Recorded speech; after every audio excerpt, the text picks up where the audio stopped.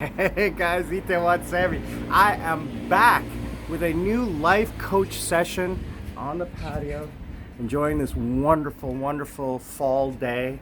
A little bit overcast, but warm.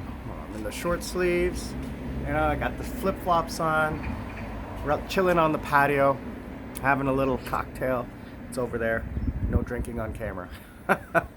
Anyway, I wanted to talk today about how to stay sane when you're in a relationship. All right. So, how am I justifying my? I don't know what's going on. How am I justifying? I got cars honking over there. I got cats meowing over here. Well, I don't know what's going on. Sorry for all the noise. Anyway, how do I justify my opinions, my comments through my life experience? I'm 54 years old.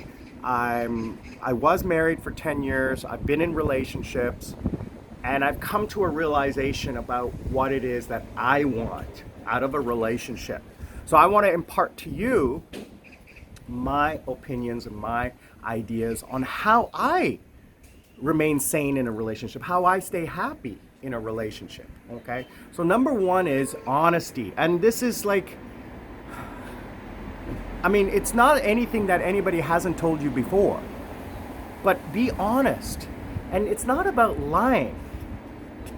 And here's the thing, it's not about lying about things. It's about telling your partner what your expectations are from the very beginning. Most people, what happens is they get into a relationship and they're like, oh, I want a relationship. I want to have someone, either for social, physical, emotional requirements. And then they forget about the psychological. So that's what we're going to focus in on here, is the psychological. Okay? I talked about in my previous life coach sessions about relationships. And it's for sex, for money, for status, whatever. And if you go into it like that, you're not gonna be happy. Okay? That's the truth. That's why people get divorced, because they end up not being fulfilled in their life. Sorry, let me take a step back. Other than abuse, why people drift apart is because they're not fully satisfied in their life. You say, oh, when are you going to get married? Well, I don't need someone to fulfill my life. First of all, be happy in yourself. Then you can be happy with someone else. You don't need another person to complete your life. Yeah, that's my opinion, okay? You don't need that. If you're not happy with yourself, how can you be happy with someone else? Okay? You need to be happy first. Otherwise, you transfer that anxiety onto the relationship. So how do you be sane in a relationship? You start off by being honest. When you date someone, you set, not at the very beginning, but after the relationship goes for a short time, you set the expectation. I'm not getting married. I'm not having children. This is not going to initially be a long-term relationship. Okay? 1 year maybe. Reason why? Because I have a life goal. I want to travel. And unless you are interested in joining me in that adventure, I'm not going to change my plans. I'm not going to stay here. I'm not going to move somewhere else. I have this plan. You need to be on board with this plan. Now, is that compromising? Absolutely not. But that's what I want. I want someone who has the same future plans, current plans, social plans, emotional plans, physical plans, the same thing as me. You have to be opposites attract? Absolutely not. You have to be in sync with each other, okay? Compromising? Maybe, but not too much, okay? If someone wants to join me on my adventure and is like-minded, that's the perfect mate. So be honest right from the very beginning. If you are honest with your life goals, it doesn't have to be portrayed as an ultimatum. You say, when you're initially dating, oh yeah, I have this life goal of moving to Sri Lanka and starting my own company and traveling back and forth between Korea and Sri Lanka, blah, blah, blah. So this sets in their mind, yeah, this guy has, he has a plan, he has a future. So it's not going to be a shock in 6 months or a year when you say, oh, by the way, I'm moving to Sri Lanka. I want you to come. And then they say, no, I don't want to go. So, that's what I mean by being honest, being upfront at the beginning.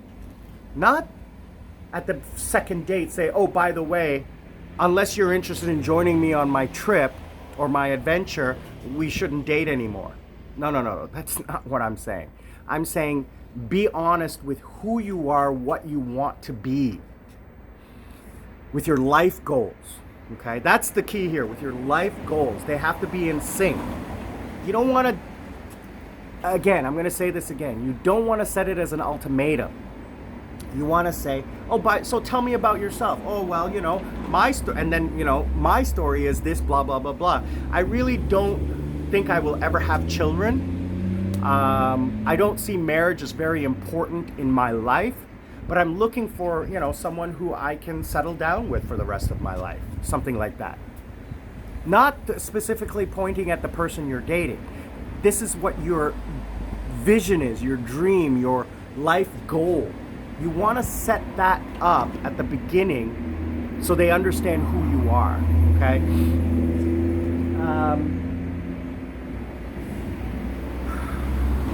Another thing is, what I found, because I'm dating, I'm a single guy, I date, is communication. So now I'm in a different culture, I'm in a different country. I'm not going to stereotype or anything like that, but I'm just going to put it like this. In a beginning of a relationship, there's a communication expectation. So you need to set that parameter. So for example, I dated someone who was constantly texting me, like every hour. And I don't have time for that. And I'm not a talker. I don't want to talk on the phone. I don't think I've ever talked on the phone in the last 10 years. Texting, SMS messaging. So that being said, I set the parameter right from the very beginning so that the expectation is there without saying it. So she will text me, I will wait until I'm free. And then she'll text me again and say, where are you? And then I'll say, oh, I'm busy working. I'll text you when I'm free. So there it sets the expectation, not like I will text you back immediately after you text me. So that's where you need to set the expectation there. Number of dates per week, etc. You need to set those expectations at the beginning. Again, not as an ultimatum, but through actions speak louder than words. There we go. So your actions at the beginning will set the expectation for the future. Then you don't have to confront somebody. There's no uncomfortableness, okay? Financially, I'm a gentleman. I make very good money. I come from a different generation where men pay for everything. So I don't really mind paying for everything. Dinner, drinks, etc. I don't mind doing that. But when it comes to vacations, gifts, and things like that, I'm not gonna buy business class ticket to a resort. We're gonna split that cost. Right? We're not married. Although in the last 10 years I haven't gone on vacation with anyone. I did 2 years ago, but she paid for hers, I paid for mine. I did buy things when we were on vacation together. I bought us a day trip to an island, etc. I paid for that, but I consider that part of a date. She paid for her flight, paid for her hotel, everything like that. So, what else? So I talked about emotional.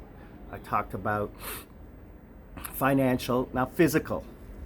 This such a complex topic, such a complex subject that I really can't talk too much about it because it's individual and it doesn't always work. But the number one thing, again, that I need to fall back on is honesty.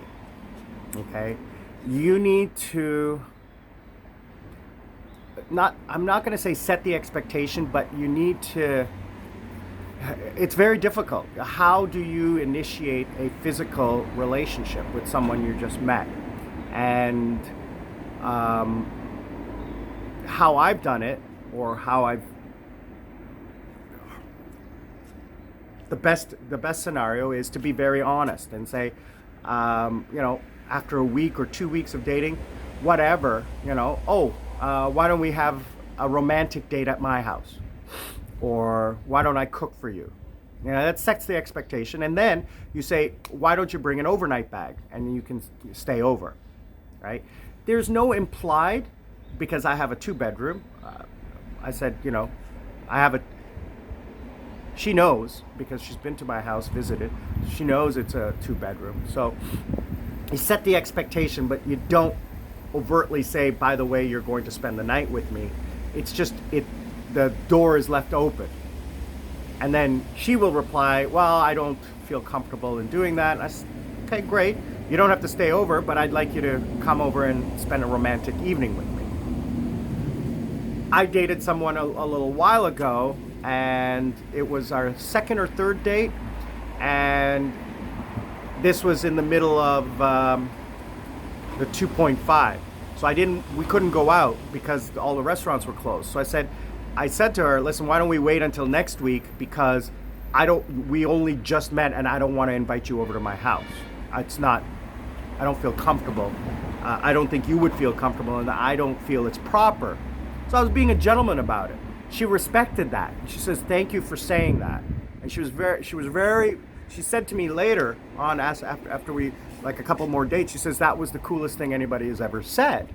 And I said, well, I don't want to set that expectation so early.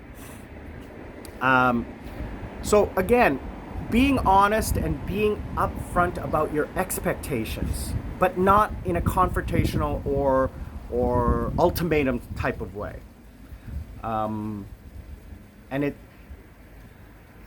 There's no right way or wrong way to do it. You just, from experience, is what I've done, is feeling out the person, understanding their mindset and their expectations.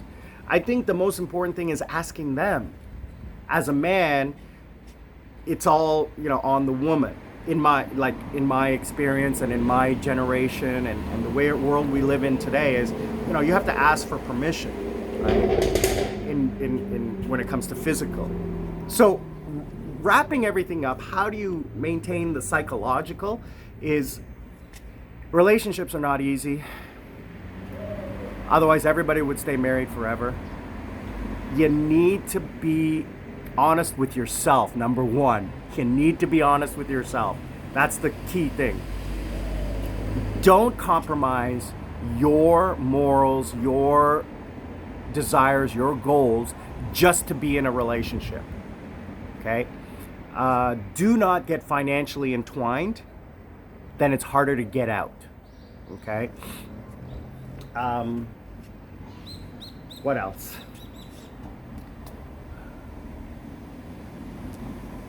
Don't get emotionally intertwined. It's difficult. I'm the kind of guy that falls in like very easily. My friends have said that.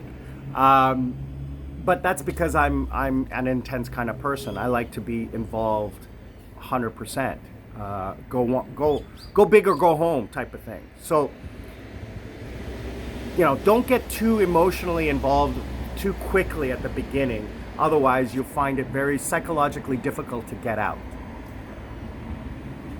Physically, again, that's a very tough topic to cover in such a short video.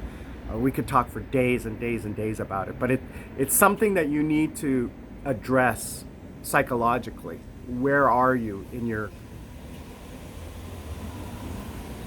emotional maturity, psychological maturity when it comes to physical relationships?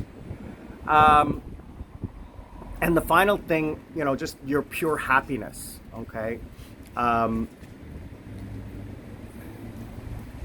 Whether this person is in your life or not, you need to be happy with yourself. Excuse me. You need to think, would I be happy without this person? What if I never met this person? Would I still be happy? And the answer is yes. Absolutely. So you need to like train your brain not to think what other people will think, but how you will think. All right. So I'm going to wrap it up there and just leave it at this. I want everyone to be happy. I want everyone to be safe. Thank you everyone for commenting, liking, subscribing, sharing. Really appreciate it. I got a couple of really cool fans who are constantly commenting on my videos. I want to thank everyone. To be safe, please. Be happy.